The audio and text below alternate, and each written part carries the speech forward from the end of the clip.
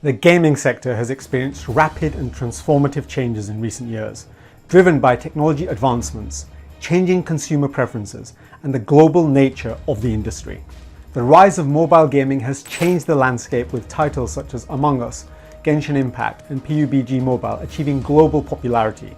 Cloud gaming and game streaming services such as Nvidia's GeForce Now and Microsoft's Project xCloud are promoting the concept of streaming games from the cloud, eliminating the need for powerful and expensive local hardware, thus further democratizing gaming. And while still in the early stages, VR and AR games are becoming more popular, driven by more affordable and advanced hardware. Meanwhile, the audience for video games has diversified, leading to the rise of casual games, educational games, and games focusing on mental well-being. And platforms like Discord and in-game chat systems emphasize community and social interaction, making gaming more collaborative and community-focused. But underpinning all of this has been the increasing level of M&A activity in the gaming space, with incumbents trying to keep abreast of the rapid pace of change in the gaming sector. Big tech companies are spending hundreds of billions of dollars trying to buy their way to innovation and impact. But what are some of the most notable recent M&A deals in the gaming sector, and why were they done? And what is this doing for gaming companies, which themselves are becoming more complex than ever before?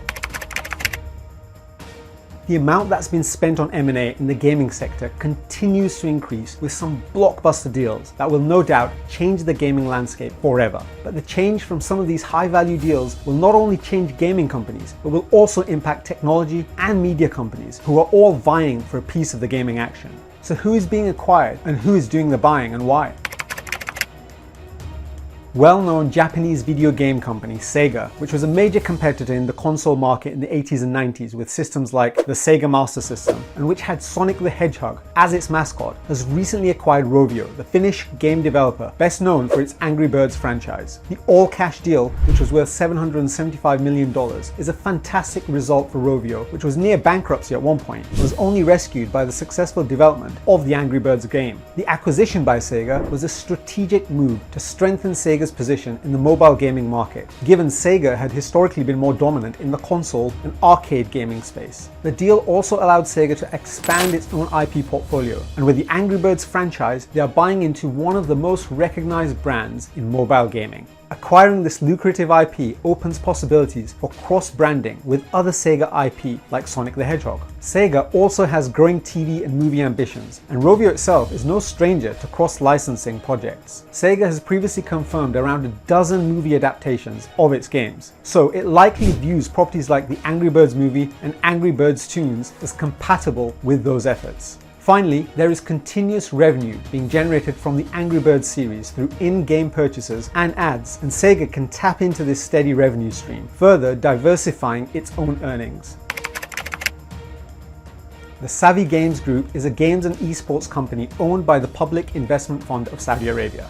Saudi Arabia has, as part of its Vision 2030, a desire to become a global gaming hub, including becoming a leader in e-gaming. And it's been very active in making waves in the gaming sector through a number of acquisitions, including of ESL Gaming, Faceit, and an investment in Embracer Group, itself a serious consolidator in the gaming space. Scopely, on the other hand, is an LA-based mobile games publisher known for several popular mobile games, including Yahtzee with Buddies, Star Trek Fleet Command, Marvel Strike Force, and Scrabble Go. Scopely had grown recently through a number of acquisitions itself, including that of Disney's Foxnet Games in 2020 and the acquisition of Sony's GSN Games in 2021. Savvy's $4.9 billion deal for Scopely this year has similar themes and rationale to the Sega and Rovio deal. The principal reason for the acquisition by Savvy Games is to make a bigger push into e-gaming. The CEO of Savvy Games, Brian Ward, recognized Scopely's recent success of Monopoly Go as indicative of the company's ongoing position at the forefront of the global game sector, underpinned by their ability to reach diverse audiences through compelling player experiences. Scopely's focus is developing free-to-play franchise games, and the acquisition will allow Scopely to build on its cross-platform approach to extend its services to new segments like PC, console, and other gameplay genres. As was the case with Rovio and Sega, Scopely also has access to established IP that Savvy will tap into to help deliver increased revenue and market share. Finally, the price paid underlines the value and future revenue potential Savvy believes Scopely's assets and expertise can bring to the wider group. We've already previously discussed Microsoft's acquisition of Activision Blizzard on this channel, which you can check out from the link above. Being the largest deal in gaming history at nearly $69 billion, the path for deal approval from UK regulators is looking clearer.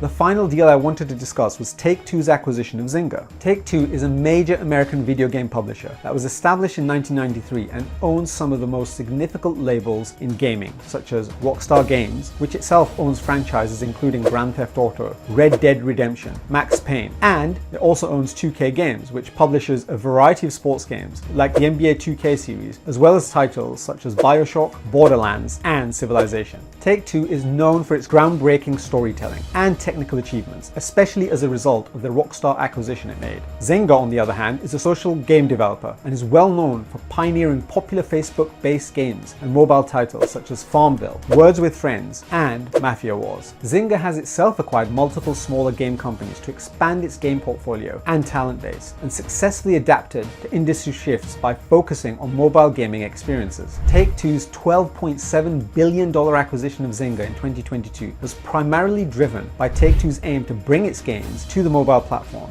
given Zynga's dominance in that space. The intention is that Take-Two can take some of its popular titles, such as Grand Theft Auto, iOS, and other mobile platforms, helped by Zynga's experience in successfully having done this with its own titles. Given Grand Theft Auto generates millions of dollars per day for Take-Two already, the additional opportunity to monetize the title on mobile will be very attractive. Given much of the rationale for M&A by some of these largest players in the gaming sector is the same, in other words, greater adoption in the mobile gaming market and to secure IP from a strong catalogue of titles, it's clear that some of the M&A we are seeing and will continue to see is reactive M&A to allow gaming companies to keep up with the crowd. If others are making a dominant move into mobile gaming through acquisition and strengthening the titles on their book, it would be a grave mistake to dismiss this new positioning. There is also a clear convergence of films, music, and games companies are positioning themselves for the next decade or more that they can monetize with existing content that already has high adoption and is therefore low risk, as it is already loved by gamers. The gaming companies themselves are also evolving to gamers' habits in terms of how people play games and will increasingly play games, i.e. on their mobile and in the cloud. Due to these developments, gaming companies are becoming media companies and are also collecting more data that they can analyze to provide a more relevant gaming experience as well as to monetize. As we are seeing in the Microsoft and Activision Blizzard deal, there are regulatory hurdles for gaming companies